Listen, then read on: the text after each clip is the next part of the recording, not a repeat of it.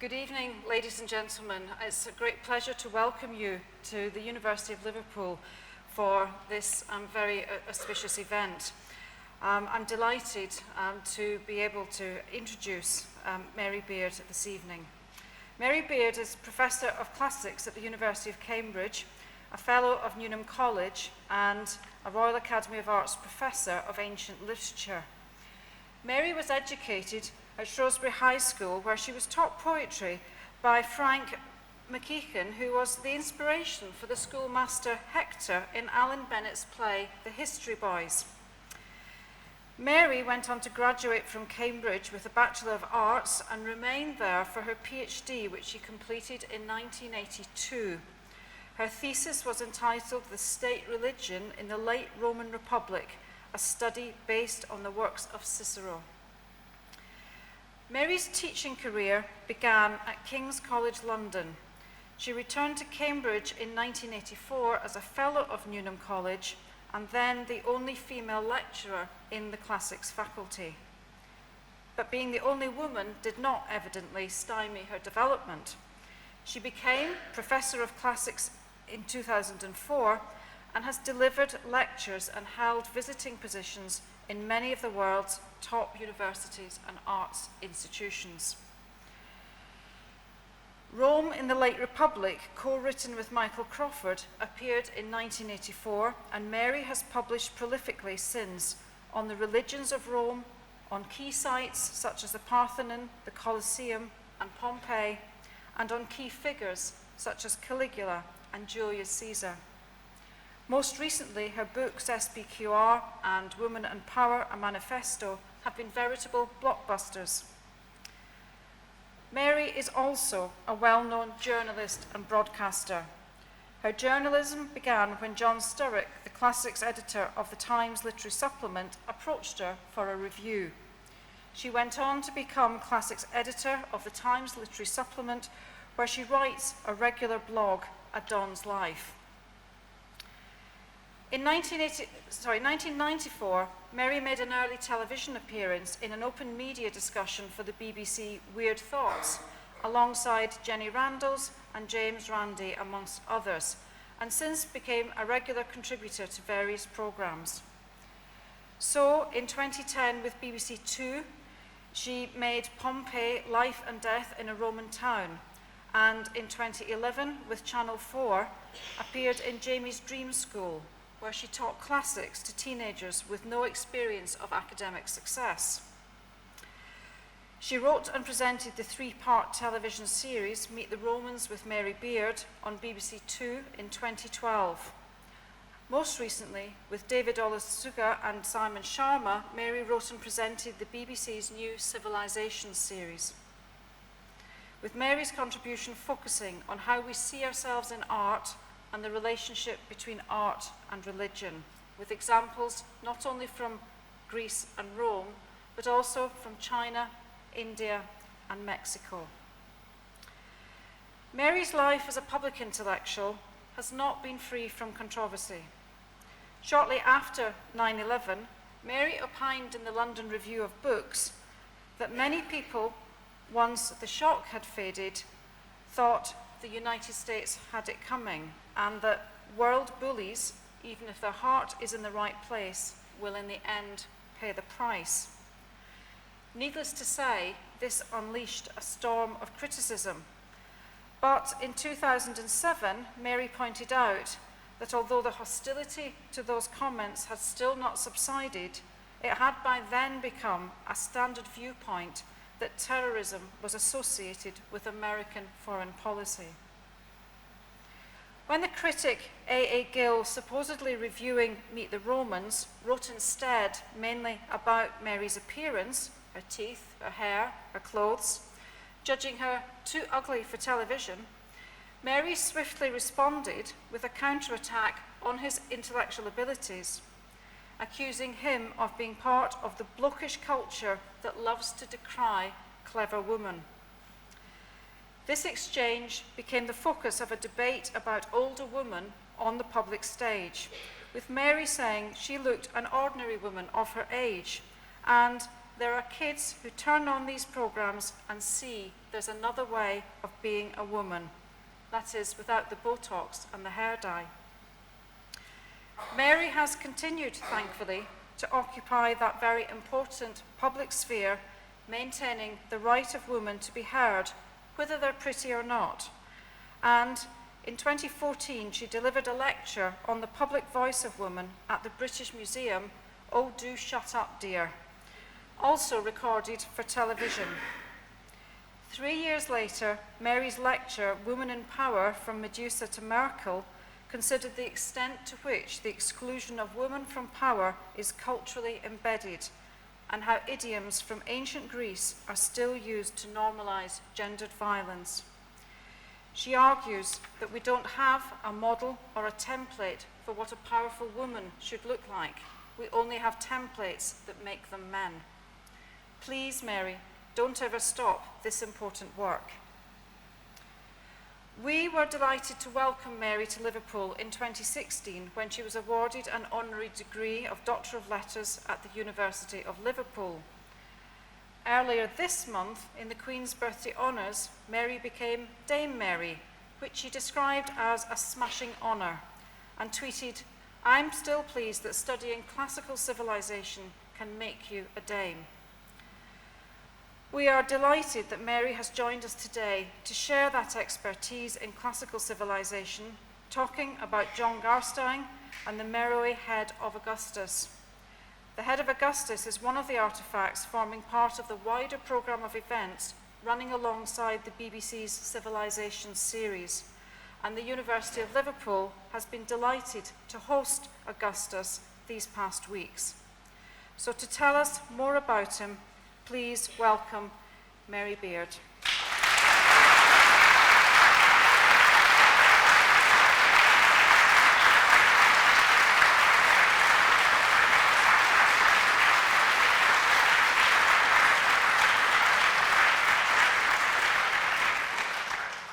Thank you very much for coming, everybody. It's a lovely day, and you can't help but think there might be more relaxing ways of spending it outside, so I'm very pleased that you've come.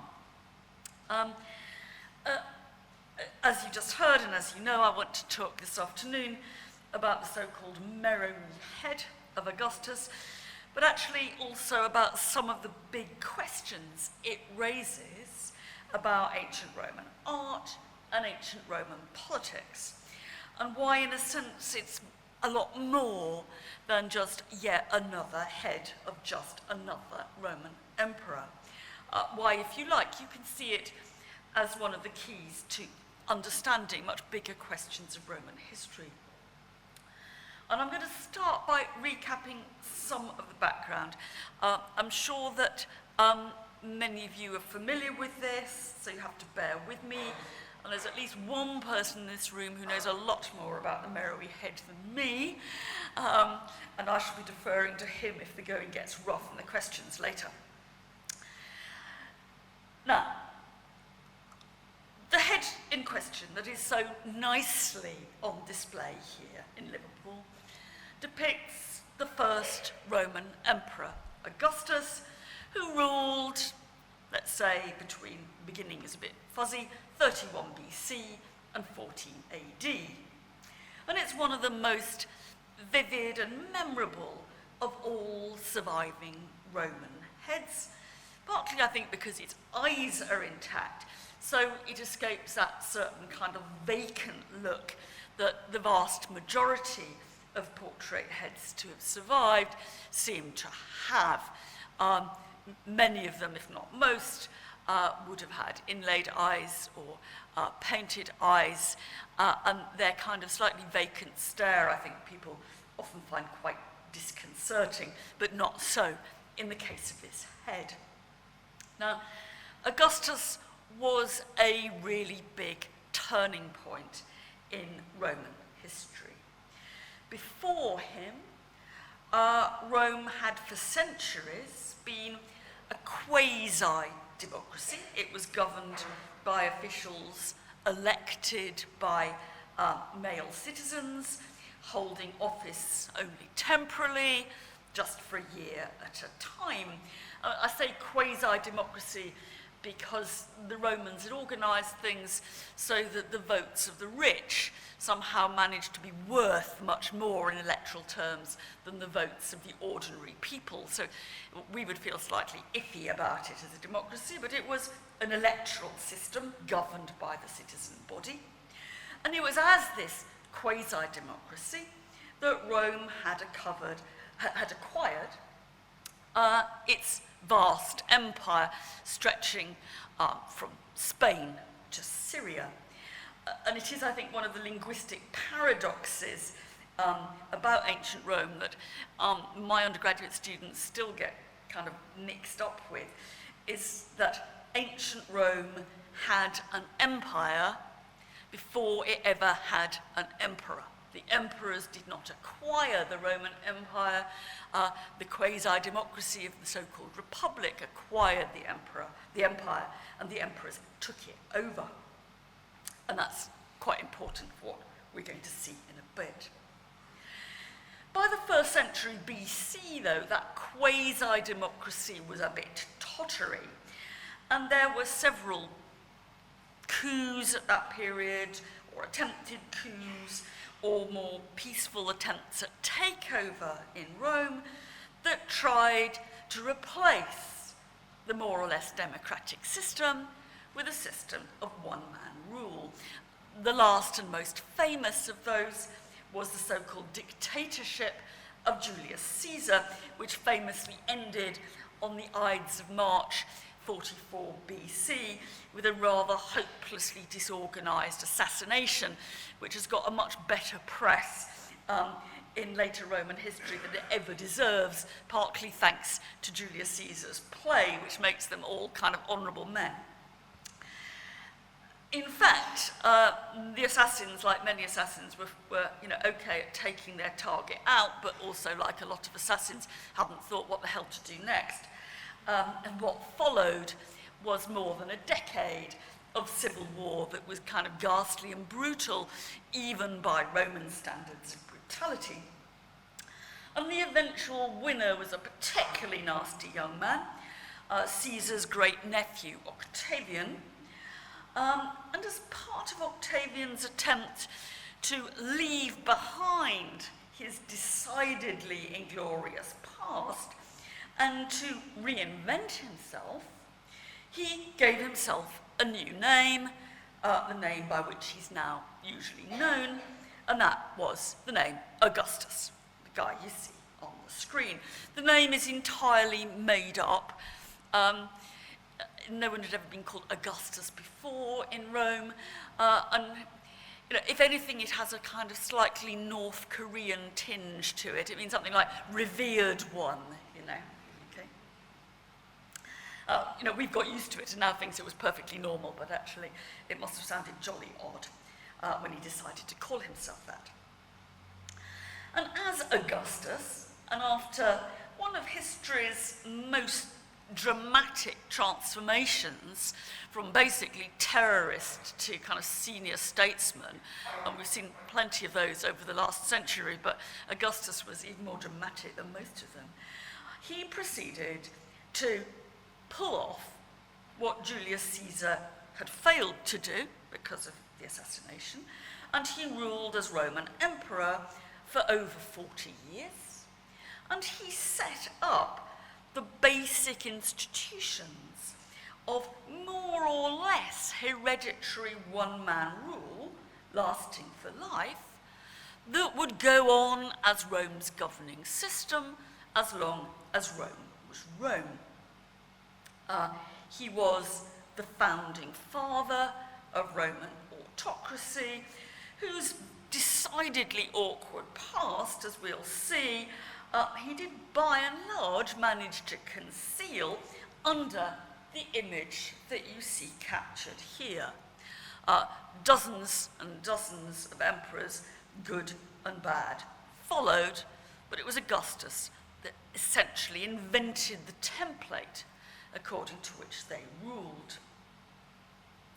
Now, of all the ancient depictions of Augustus, and I'll be coming back to some of these in a bit, this one was found in the most unexpected place of all, outside the boundaries of the Roman Empire, south of the Roman province of Egypt, at the town of Meroë, hence its title, capital of one of the African kingdoms which bordered on Roman territory.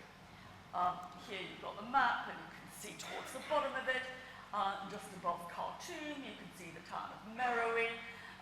The borders of the Roman province of Egypt were a bit kind of fluid, but they are way up the top around where actually Egypt is written on the map here. They go up and down a bit.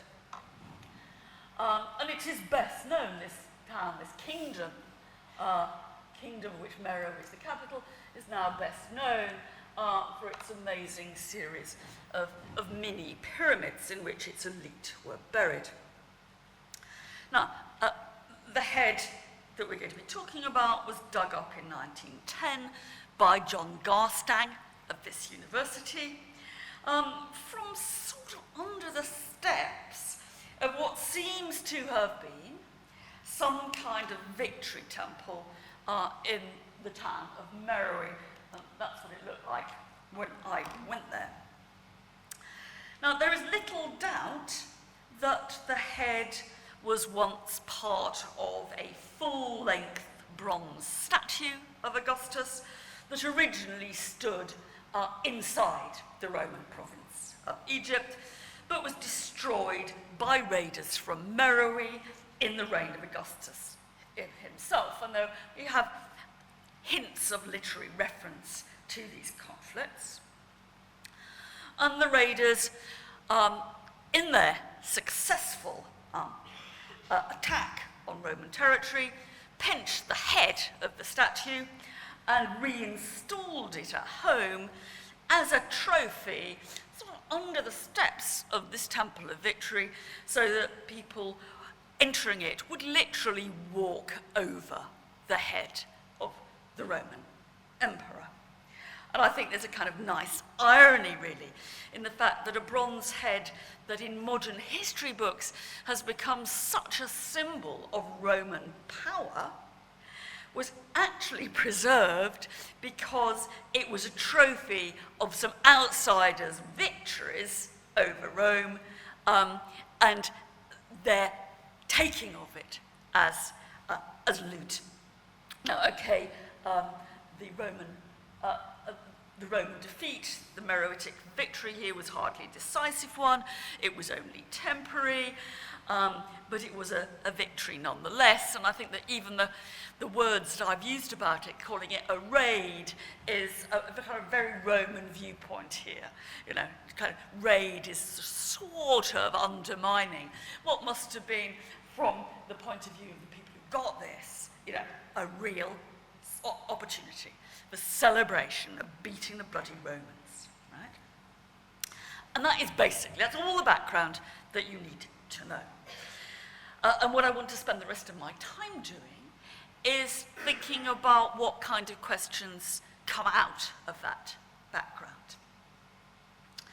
Well, first, there's a question that almost always tends to get, in this case metaphorically, buried.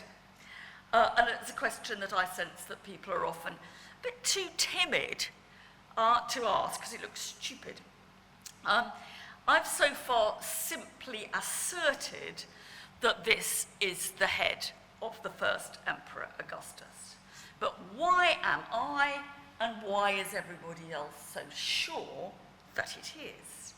The sculpture has no name on it, and actually when it was first excavated, it was claimed to be a quite different and slightly later young prince of the Roman imperial family. So what lets us call it, and be fairly confident about calling it, Augustus? Now, that question opens up an enormous hornet's nest about how we put a name onto any of the sculpted Roman faces that we see in museums and galleries. Very, very few ancient portraits survive complete with an ancient name. Now, they may originally have stood on pedestals that were named, but they've long since been separated from them, and so that hardly helps. In fact, there's a pretty reliable rule of thumb, I think, which is to say that if you find a Roman portrait with a name inscribed on it, it's a fair bet that either the portrait or the name is a fake. Not always. Some tombstones would be exceptions there, but these things don't come identified. And the problem is, of course, that we are so terribly averse to the idea of every Roman in a museum or gallery being labelled quite correctly unknown Roman, that there's been a huge incentive to put names to identify the people who these are meant to be. To be honest, it is very often a case of something lying between wishful thinking and complete fantasy. The good news, however, is that in the case of Roman emperors, and particularly, I think, Augustus, we do have rather better guidelines to follow in identifying them. Now, even here, the process of identification is not half as straightforward as you would think. As with all the others, Augustus portraits do not usually come named. This is a very rare case of a portrait of Augustus that does. It's from an Egyptian temple just up the road from Meroë, and you can see that the Egyptians have converted the image of Augustus into the image of a pharaoh in their own idiom, and so although it is very nicely and conveniently named, it doesn't help a jot with identifying any of the other portraits that survive of Augustus, which don't make him look like a pharaoh. This actually always reminds me of this very nice Papua New Guinean portrait, which is actually a portrait of Queen Elizabeth II, done in Papua New Guinean idiom. And of course, it's wonderful, but it wouldn't help you recognise the Queen in the street. Back with Augustus, if you say, all right, naming is still a problem, back with Augustus, there are some basic principles that people have used to identify his portraits.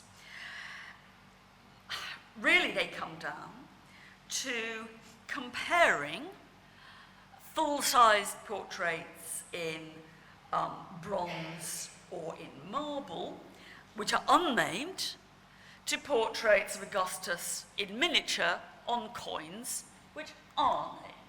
There's a couple.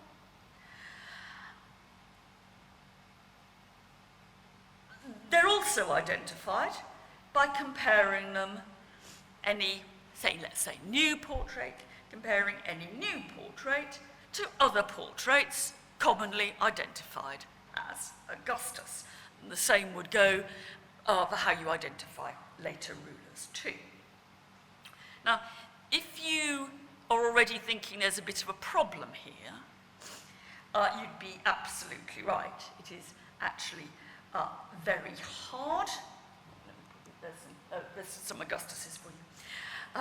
It's very hard to match up miniature coins with life-size heads, and there is something dangerously circular about the idea of identifying portraits on the basis of other portraits that have been identified as Augustus in very loose ways. You can see this looks like Augustus because he looks like all the other portraits of Augustus that we've decided to call Augustus. This is not straightforward. And I think that skepticism is something that is important to bear in mind. It isn't quite as problematic as I've made it seem, though, for one very important reason. It does seem fairly clear that images of Augustus as the first emperor, and of later ones too, were sent out from Rome itself to all parts of the empire, with the basic idea of presenting Augustus to his very far-flung subjects. And it seems very likely indeed that this PR exercise, which is what it was, relied on dispatching from Rome at the centre of the empire some form of official standardised model head, perhaps in wax or in clay, which was then converted into marble or bronze in the provinces. We can be fairly certain in many cases that these heads were not made themselves in Rome because they're made in the marble that was associated with the locality in which they're found. So the logic is that they must have come out as a template, not as the finished product. That indeed, that basic idea that a model was sent out, does seem to be the only economical way of explaining some very minute and very precise similarities, not just in general appearance, but in real detail, in what are identified as Augustus heads that are found thousands of miles apart across the Roman world. And one of the most famous outliers is, of course, the Meroë Head. Now, let me just show you what this looks like. What you have on the screen now is a statue of Augustus found at the villa of the imperial family just outside Rome at Prima Porta, and particularly associated with Augustus's wife, Livia. Now, this statue is not, just like all the others, is not actually named, but it comes as close as you can get to being named without actually being so.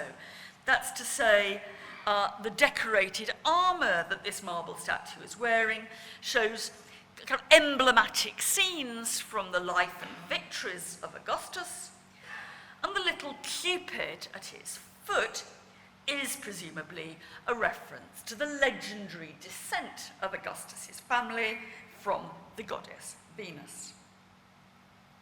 Now, there is a general, though not especially close similarity between that head and our Meroë Head, one standing in Rome and the other standing in the Roman province of Egypt.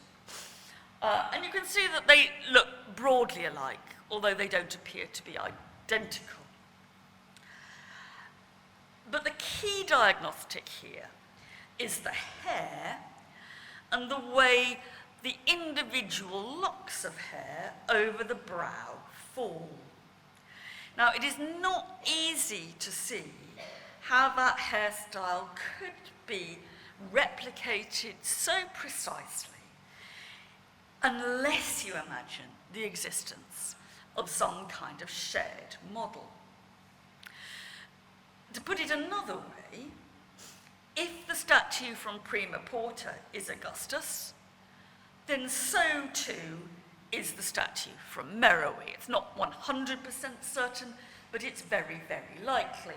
And that is how the 200 or so surviving statues that are plausibly called Augustus have been identified across the Roman world. And the same principles have been used, slightly different hairstyles, slightly different details, to pin down the images of later emperors too. Now, I don't think that this system is remotely fail-safe, but I think there is a basic logic to it, which is more or less cast iron. And I've taken you through the details of it for a number of reasons. First, because I want to expose quite how complicated the process of naming and identifying these emperors are. I mean, it's very easy to take for granted that this is Augustus, because that is what everybody now confidently says, and it's called the Meroë Head of Augustus. And you're not actually really encouraged to say, so how do we know it's Augustus? It is important to realise that an awful lot of deduction and comparison and really investigation of how these statues were produced that lies behind that apparently confident identification. It's an intricate process, sometimes it's a perilous one, and I have to say that the result is not always as clear as it is here. And, you know, if you ask me the truth, I think that most museum labels need a rather larger number of question marks after their names than they're usually given. But that said, I think there is a basic logic to this, and more important almost for me, if the basic principle of that kind of dissemination on those kind of models is true, there are bigger political implications to it. We can say bigger things about the politics of the Roman Empire on the basis of what I've just been saying. Now, I've said, and I believe, that there was almost certainly some kind of centralised effort in the production and the replication of these portraits of emperors all over the Roman world. Now, we can't track it down terribly precisely. We can't identify any of the artists who made these portraits.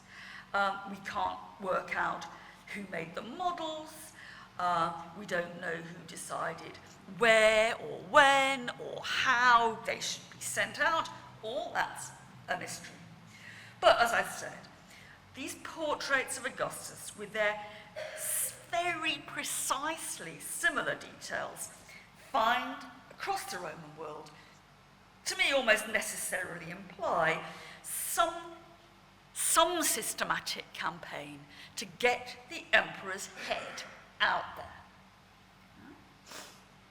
And if that is correct, as I think it is, then this was the very first time in the history of the West that we see the kind of political image saturation that we're used to with modern political leaders. Right?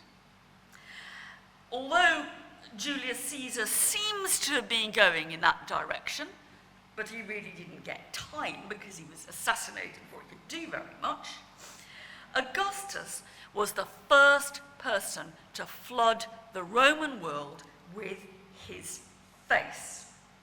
As I said, 200 portraits of Augustus more or less confidently identified survive. The guesstimates of how many there once were, and these really are guesstimates, there's no way of doing anything more than a bit of a guessing game. But modern scholarly guesses range from 25,000 to 50,000 portraits of this guy all over the place.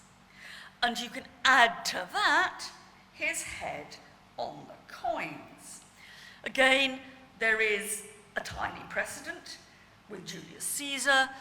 There's a tiny precedent with some earlier monarchs following Alexander in the Greek East. But those apart, Augustus was the first ruler in the West, the first living ruler in the West, who systematically invaded their subjects' purses and pockets. He was the first ruler that you could not avoid carrying around with you. In a way, the idea that we have entirely internalized of having the heads of our living monarch on our coins was basically an invention of the first Roman emperor. Now, the politics of this is enormously important. One of the big questions in Roman history and world history, actually, has always been how the individual Roman emperor maintained his position at the centre of a vast empire with very slow communications, as I said, from Spain to Syria, later on from Scotland to the Sahara. Now, part of that answer is obviously brute force, its ruthlessness, its deviousness, its bribery, its patronage, you name it. But part of the answer is what we see in the Meroë Head. It was making the image of the ruler ubiquitous and inescapable right across the Roman world. It's, as we know, a tactic that monarchs and autocrats and rulers and political leaders have adopted ever since. Or, to put this another way, to go back to Augustus, this statue head, whatever its aesthetic charms, whatever its complicated history, this statue is ultimately one of the main instruments, and the other statues like it, of Augustus's power. Now we can push that a bit further. The key was that the image of the Roman emperor, and we're thinking about Augustus in particular, the key was that his image should be recognizable and that his face should be branded across the Roman world. That meant that this was one of the most official kinds of portraits that there ever were. And there is very little reason at all to think that Augustus really did look anything like this. Now, we're actually very used to the idea of official portraits. I mean, on our coins, I think we both recognise the Queen there, and we also know and totally accept that she doesn't really look like that. We would have no trouble identifying her, but it wouldn't be a very good way of kind of spotting her in a crowd. Now, it was the same thing in spades in the case of Augustus, and probably many other Roman emperors too. For one thing, although our Queen has been subtly made to look a bit older on the coins as time has gone by. I mean, she certainly doesn't look 92, but she doesn't look like that any longer, actually. She's slightly and graciously aged a little. Augustus never aged. There is no portrait, at least not ones that we can recognise, of the elderly Augustus, right up to his death after 40 years in power. In his 70s, he's still being represented looking as youthful as ever. Yes? And in fact, his visual image that we see here, his official visual branding, makes a nice contrast with the one written description in a 2nd century biography, a 2nd century AD, ancient biography, written description of what Augustus is supposed, in writing at least, to have looked like. And I just thought I would read it to you while that was on the screen, so you can start to think about the gap. It starts fairly innocuously, but gets more interesting. It's from Suetonius' Life of Augustus. He was unusually handsome and exceedingly graceful at all periods of his life. He had clear, bright eyes, in which he liked to have it thought there was a kind of divine power. But in his old age, he couldn't see very well with his left eye. His teeth were wide apart, small, and ill-kept. His hair was slightly curly and inclining to golden. His eyebrows met. His ears were of moderate size, and his nose projected a little at the top and then bent slightly inwards. His complexion was between dark and fair. He was short of stature, but this was concealed by the fine proportion and symmetry of his figure, and was noticeable only by comparison when some taller person was standing next to him. It was said that his body was covered with spots, and that he had birthmarks scattered over his breast and belly, corresponding in form, order, and number with the stars in the constellation of the Bear in the heavens. See how divine he was. Also, he had numerous callous places resembling ringworm, and he was not very strong in his left hip, thigh, and leg, and he even limped slightly at times. Now, okay, you don't necessarily have to believe all that.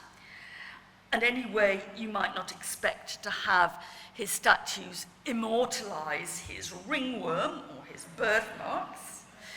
But I think that putting the two together is a kind of nice reminder that this is a portrait in a very peculiar sense. That is to say, it is a powerful and distinctive image of the emperor. It's not a lifelike representation of him. That's to say, you know, again, on the crowd test, this wouldn't help you spot Augustus in a crowd. But I want to finish by pushing that thought just a little bit further. When we look at that image now, it seems to us to look fairly standardly, unremarkably classical, right? It's the kind of thing that classical sculpture is all about, and the same goes for any number of his other images. Those are the kind of images that, you know, except when they're beautifully, you know, given beautiful celebrity status, like the one has been here in the gallery, those are the kind of images we sort of walk past quite quickly in a gallery, saying, yeah, Romans, you know, Romans. They don't look in any way surprising. In fact, they probably look, if we're honest, just a little bit dull. Now, the truth is that when Augustus came to power in Rome towards the end of the 1st century BC, these didn't look dull at all. They were more really jaw-droppingly revolutionary. You would have looked twice when you saw this in the street. Whatever Augustus really looked like, and as I've said, you can't necessarily believe that he looked like the written description. No one at Rome had really ever been represented like this before, or certainly not so consistently. And that novelty had a point. There was a real political point behind somebody looking like this. And that's what I want to finish by explaining. And I'm going to go back a little bit. Because portraiture, the art of portraiture, was a real homegrown Roman art form, often believed, maybe rightly, to be rooted in Roman elite funerary rituals, where masks of the ancestors of the deceased man were on display, worn by junior family members. And the most traditional of Roman portraits, as they have survived to us, looked, this is a bit stereotypical, a bit like this that you see on the screen now. They're mostly men. The tradition of female portraiture is a bit different. But here we've got wrinkly old blokes with sunken cheeks, warts and all. Right? Now, there is a very definite ideology to this. You can't say that these guys really looked like this.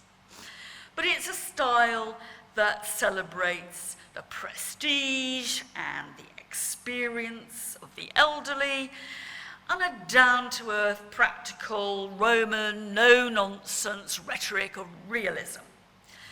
It is, in a way, a perfect match for the quasi-democratic political system that the one-man rule of Augustus got rid of.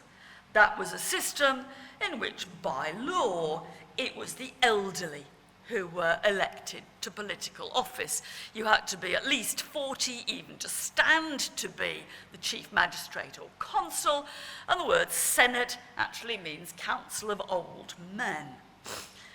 And it was a world in which, certainly in the kind of normative value system, political and social prestige went hand in hand with hardiness and even severity.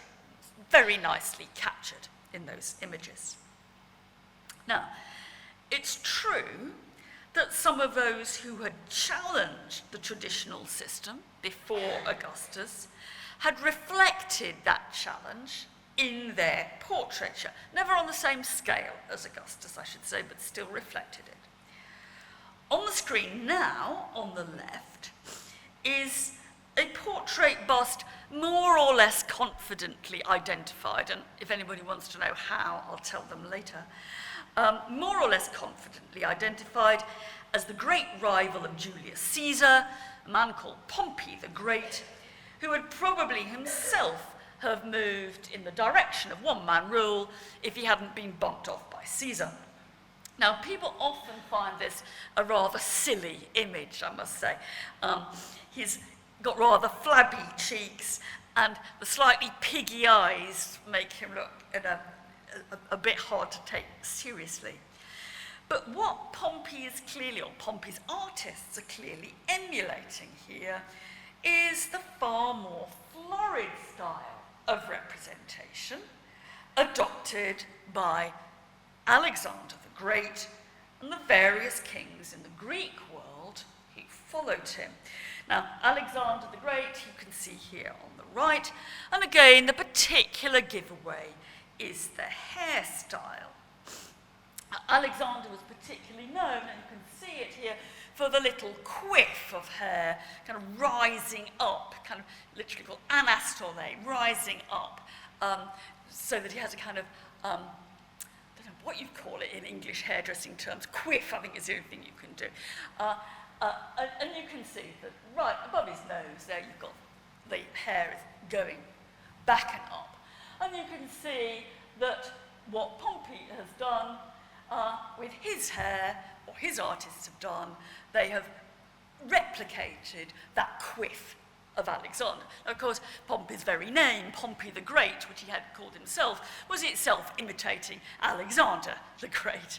And here you can see the Roman challenger to the ideals of this quasi-democratic, hardy, down-to-earth state.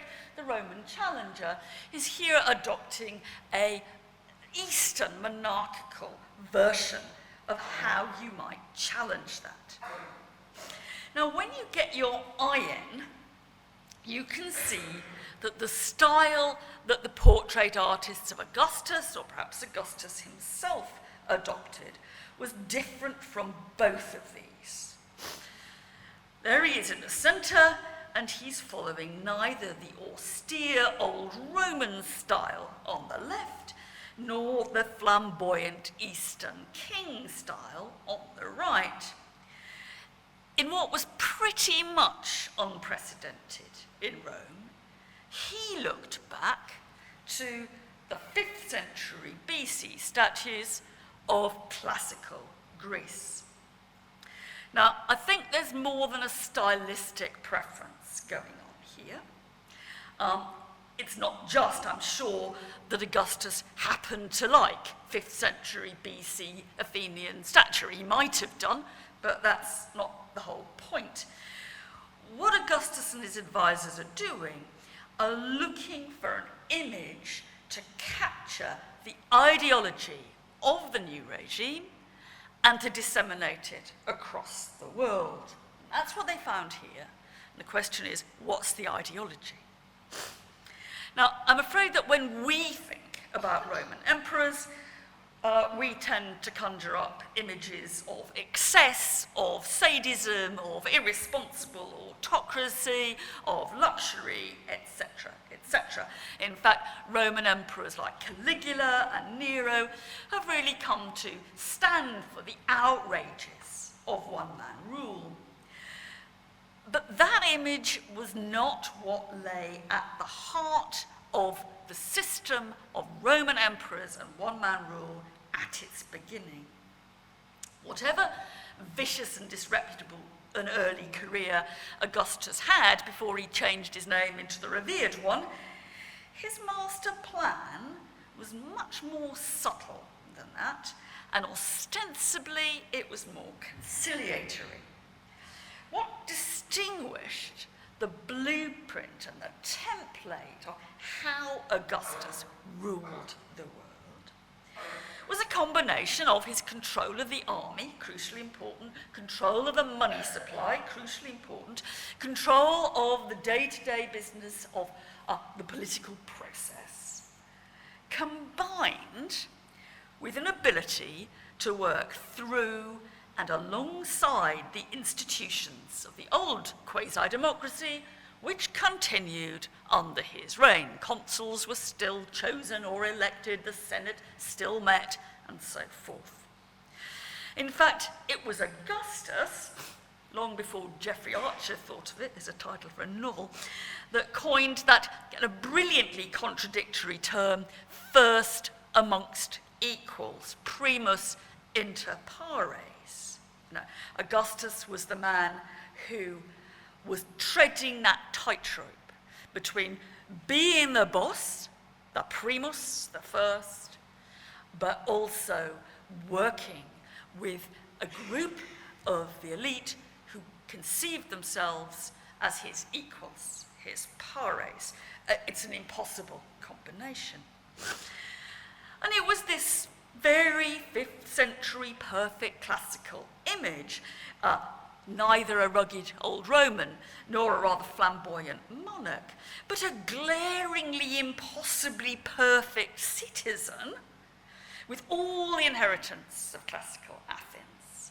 It was that image that captured what he was wanting to get over to a T, or what his advisors were wanting to get over. You can never quite tell.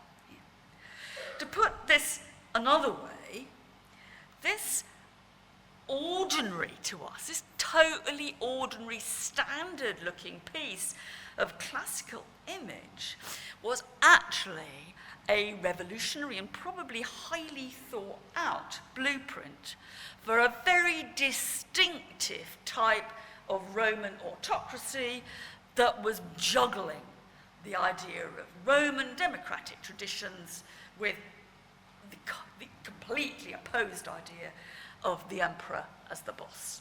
So this is absolutely key. Just to finish, there's 2 very little final questions that come out of this. The first is to say, if that is the visual template for the rule of Augustus, what the hell happens next? Well, you'll be pleased to know I'm not going to go through the next 20 emperors telling you what happens next. Suffice it to say that this image of Roman power that you see here remained a part of imperial image repertoire, sometimes a contested part, almost forever. It's striking, though maybe predictable, that the direct heirs of Augustus, and here's a couple of them, presented themselves in just this mode. They copied and gained their legitimacy for their position so closely, drawing on the image repertoire of Augustus, that it's sometimes difficult to tell them apart from Augustus. I think it's quite salutary to think that when one walks past a whole series of these early imperial busts in museums and you think, bloody hell, they all look the same, that's actually the point. You know, they were meant to look the same. They were meant to say, this is how the emperor looks. And it's interesting, and in a sense backs up that point, that at the death of Nero, who was the last direct descendant, even if remotely, of Augustus, and after another period of civil war, the man who came to the throne then, after civil war, Vespasian, what does he revert to? Well, old-fashioned Roman style, wrinkle, sunken cheeks, and warts of all. What we're seeing here, then, is not just a series of portraits, but it's a visual language of power. And you can see that power reflected in the power that many Romans imagined these portraits possessed, almost like the emperor himself. Some stories were that you weren't allowed to pee against these portraits. Or a runaway slave could take refuge and get safety by clinging to a portrait of the emperor, almost as if it was the emperor himself. But that has other implications on which I want to end. If these statues were the embodiment of the emperor and his power, well, there were obviously positive sides to that, but were there negative ones too? Of course there were. Statues such as this could be sometimes close to worship, but they could also be the focus of attack and contestation. The tradition with which we are now familiar of pulling statues down when we depose the leader goes back at least to these statues of Roman emperors. Here you see, for example, a statue of Caligula, probably, against which someone has taken a hammer and tried to bash it up. And that, of course, goes right back to the people of Meroë. When they brought that head that we're celebrating tonight, when they brought it back to their city, they were doing more than kind of bringing a rather grand portrait and a bit of loot back home, conveniently trampling over it when they went into their temple. What they were doing and why they must have been so very pleased with themselves is that they were bringing back, stealing and subjecting to the appropriately humiliating treatment. They were bringing back a piece of Roman imperial power. And that's what you see in the gallery next door. Thank you very much.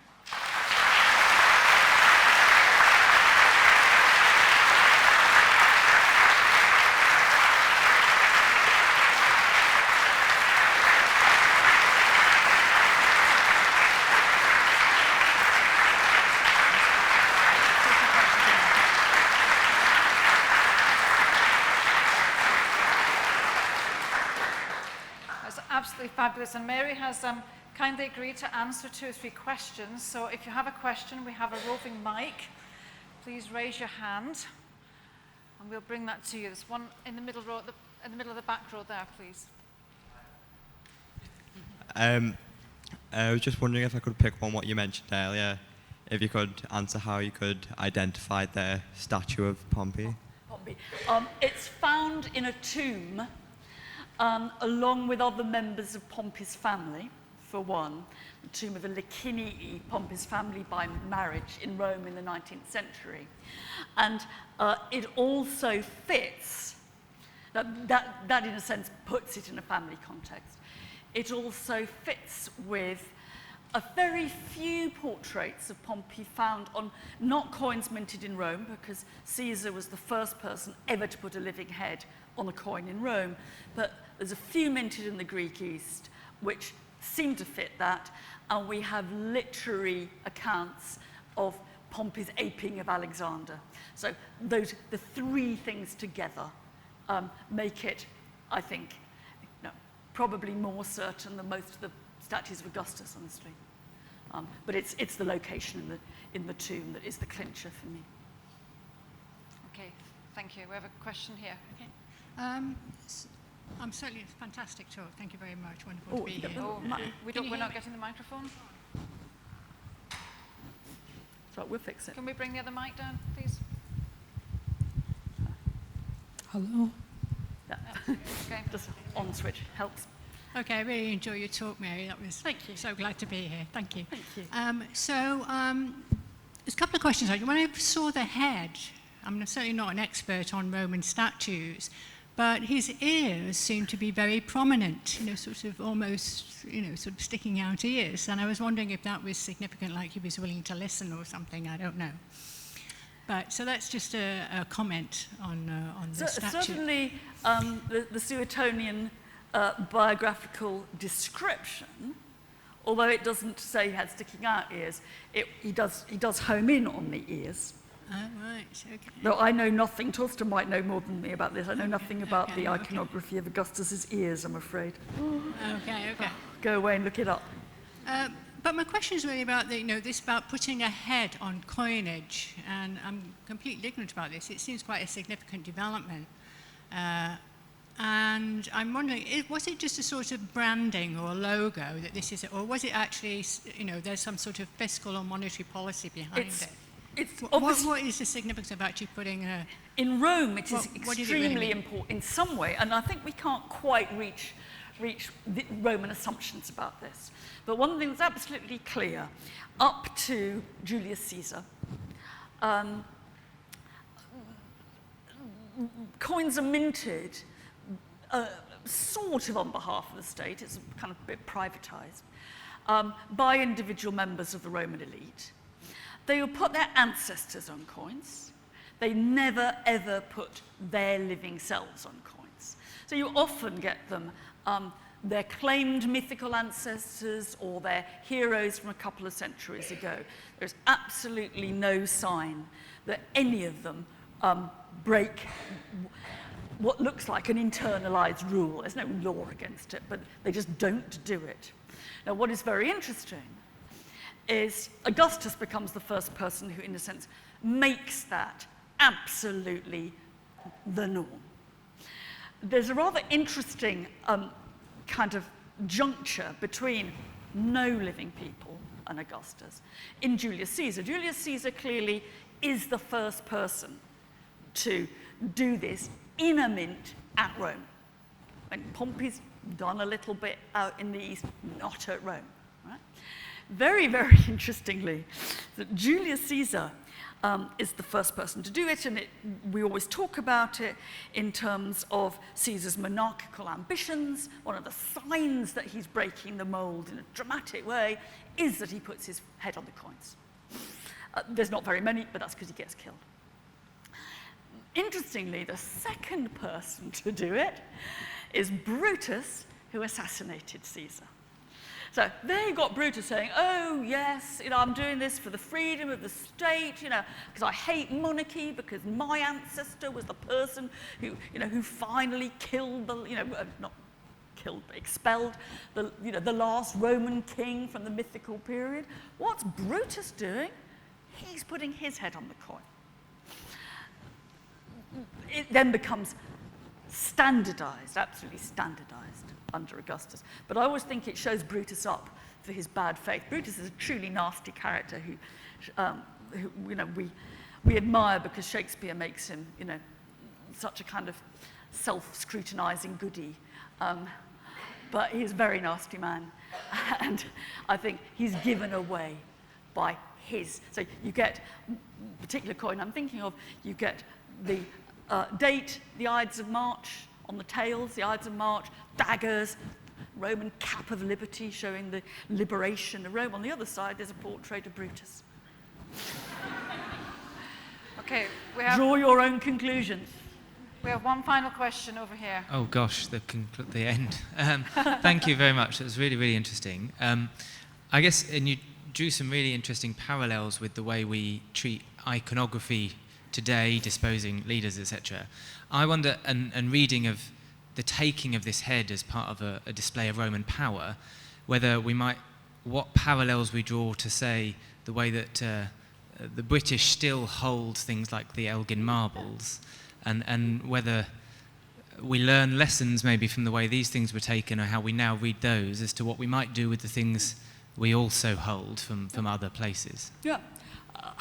I'm not sure that I can draw the lesson, and I think that ideas of restitution are slightly more complicated than this nice, this beautiful statue head underneath a Meroitic temple. And I think it's in fact, this very instance begins to actually hint at how complicated it is, because you say, look, this is found in Sudan, right?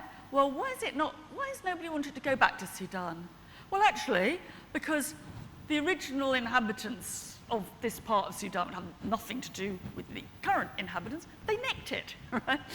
And that itself is a sort of nice encapsulation of a range of different ways in which objects have been moved, which range from, I'm happy to say here, the looting of the Benin bronzes, on the one hand, to sale, gift which is sometimes voluntary, sometimes not voluntary. There's a whole spectrum in the middle. So I find it difficult to come down on any one side anywhere. But I think time is a great healer in this, because there are a few, not many, but there are several 5th century Greek statues in Rome now, which were got by the Romans. There's on the temple, the pediment of the Augustan temple of Apollo Sosianus, there is a full-scale Greek 5th century pediment whose sculpture came from somewhere in Greece. What's really interesting is that there isn't a person in the world who says that should be going back, because in a sense, these things become part of history at different rates. Like similarly, but completely conversely, there's hardly a person in the world who says that, Nazi appropriation of Jewish art should not be returned. Of course it should be. So I think that it opens up a question which is, it is unanswerable in any generalized sense, case by case basis, I think. But I'm for keeping the Meroë Head.